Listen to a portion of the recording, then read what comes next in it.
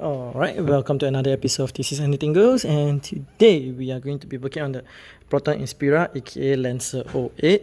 Alright, and what are we going to do? We are going to be changing the drive shaft, or some people call it the CV axle, the front CV axles. Alright, so let's get to it. Okay, so the first thing we will need to do is actually loosen the nut for the drive shaft, and to do that we will need to actually take out the wheel to remove the center cap. Then we'll put back the wheel, and then we will take out the nut. Alright, so let's get to that.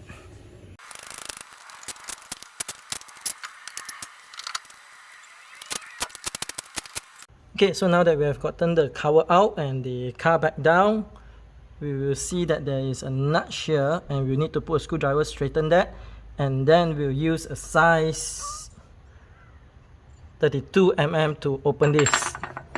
Alright, so I'll be using a breaker bar because I know most of you don't have a impact wrench. Let's see how it goes. Alright.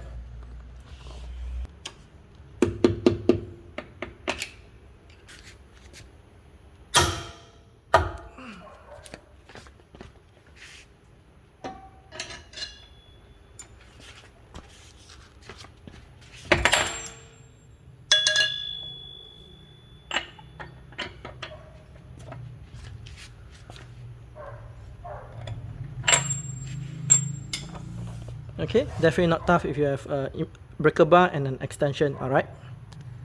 Okay, so for the rest of the video, you will see me using the air compressor and the impact wrench because I broke my breaker bar. Alright, it's not so much as the breaker bar's fault, it was my fault because I was kind of rushing and I put it at a wrong angle and applied force and it broke. Alright, so now that we have loosened the nut, what we will need to do is we will need to jack the car up, remove the wheel. Alright.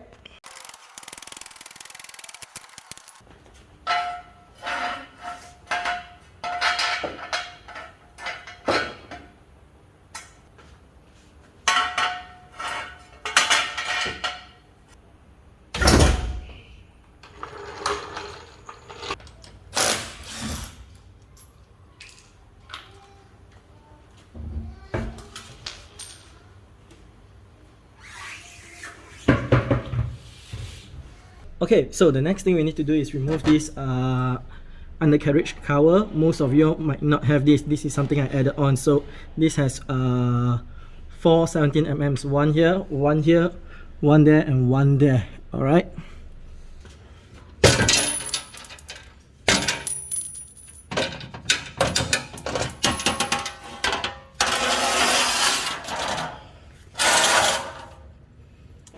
Okay, so the next thing we need to do is open this and drain the Cbt fluid out. Should be a size 19mm.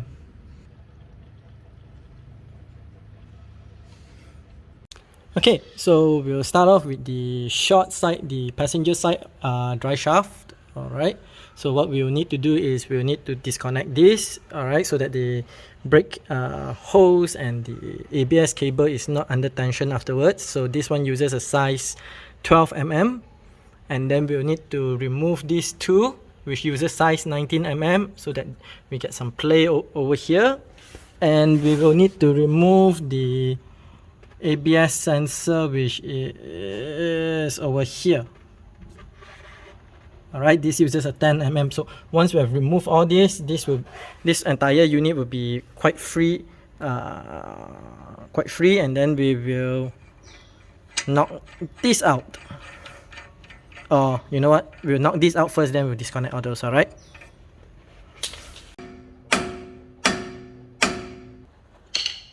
Now that we have gotten it loosed, alright, it has gone in. Alright, so what we'll do now is remove all those bolts that I was talking about earlier. Okay, now that you have gotten all those things out, what we'll do is we'll continue knocking this.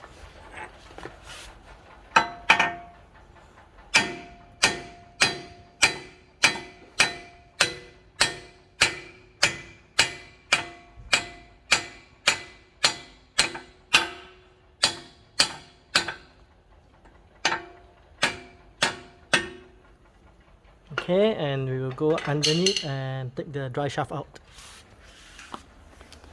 Okay, so as you can see the dry shaft over there, what we'll do is we will put a screwdriver here and just drag it out. I mean, just turn it, alright? I'm gonna need 2 hands on this. Alright, so we got the short dry shaft out as well, so it's pretty simple. What you need to do is just put a pry bar. I've got a small pry bar, alright, over here, and just wedge it out. Then after that you just grab the head here and just keep pulling, alright, and it will come right out. Okay, so looks okay. Let's do a comparison, alright? Okay, so looking at this, new one's good, this is good as well.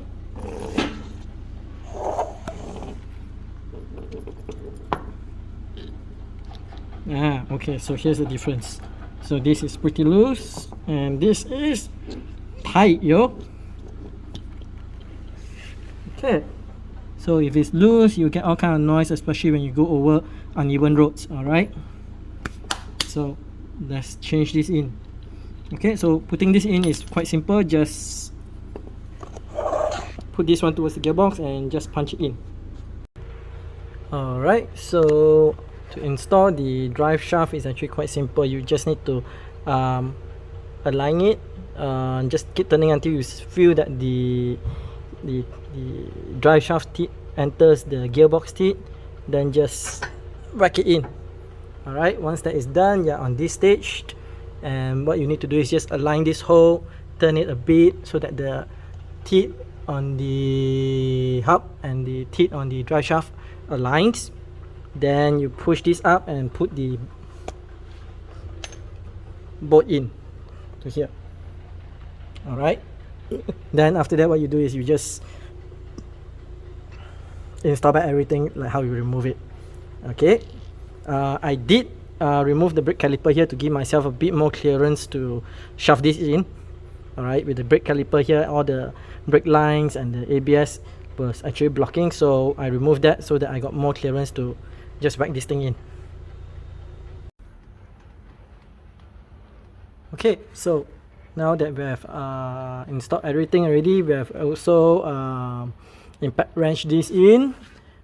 So remember, this bolt, this nut here is different from the original. Alright, the original you actually use the nut itself to actually lock it, but in this case it's slightly different design, so we'll need to use a cotter pin. Okay, so make sure you use a cotter pin. Okay,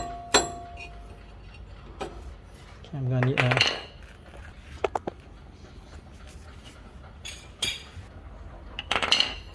okay, so make sure you use a cotter pin. Alright, this is to ensure that in the event that this nut get loosed, it doesn't come all the way out. Alright, so sometimes when you buy the drive shafts, it comes with a cotter pin, sometimes it doesn't. So what I do have is a whole bunch of different sizes of cotter pin here. Alright, this probably cost me about 2 ringgit only. Okay, so yep, now time to put back the wheels, put in the gear oil and everything. All done.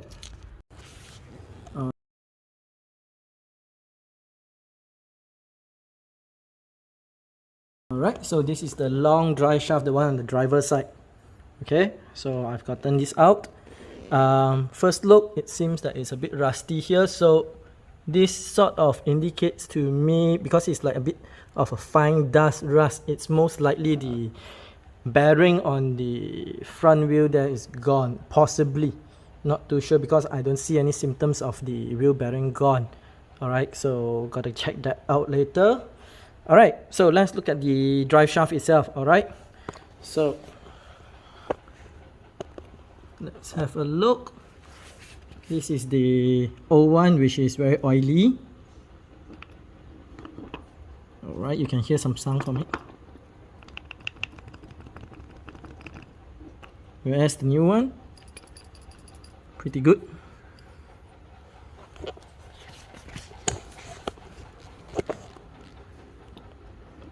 this is solid, and this is this is loose. All right. Okay, so let's get this installed. So it's the same as the short side. All you need to do is just plug it in and make sure it goes in.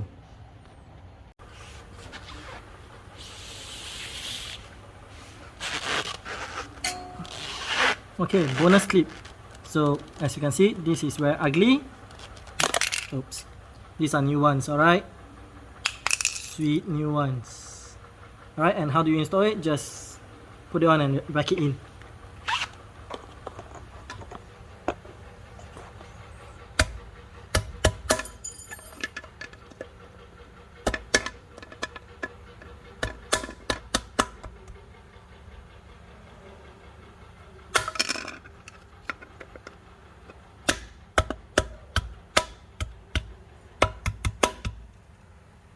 Yep, that's it.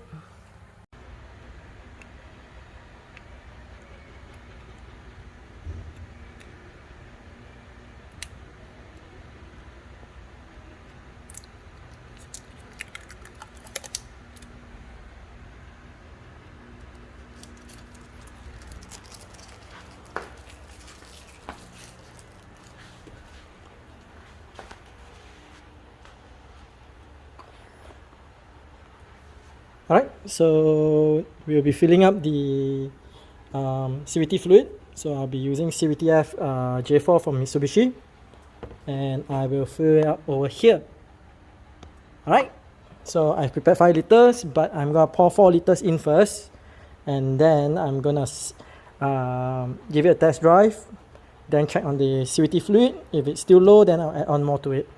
Alright, so this type of thing should not be more than 5 liters actually. Okay, so that's the end of this DIY, and I hope you learned something from it.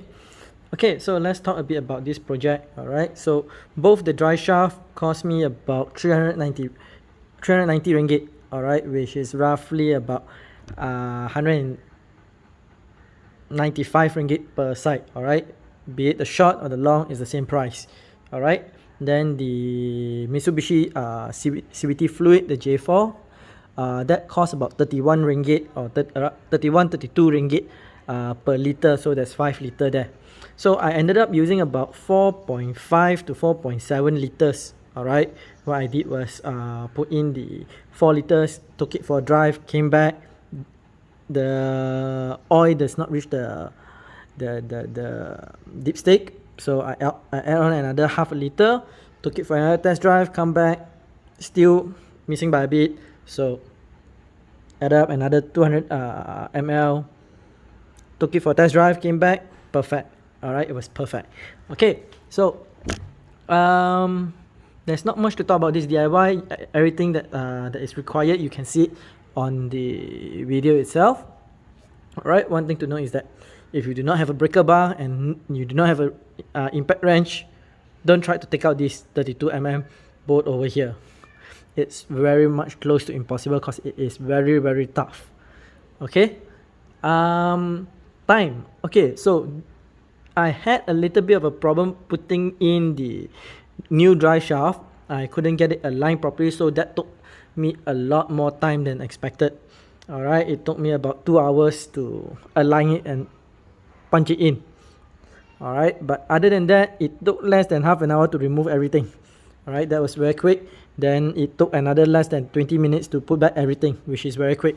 It's just the aligning of the drive shaft and then shove it into the gearbox. That is the difficult part. Alright, so some people, they want to save, they will drain the Cbt fluid and put it back. Alright, I highly discourage that, but some people do that just to save money. I'm not gonna argue with those people. Alright, but I would highly recommend that once you drain the Cbt fluid, you put fresh Cbt fluid in.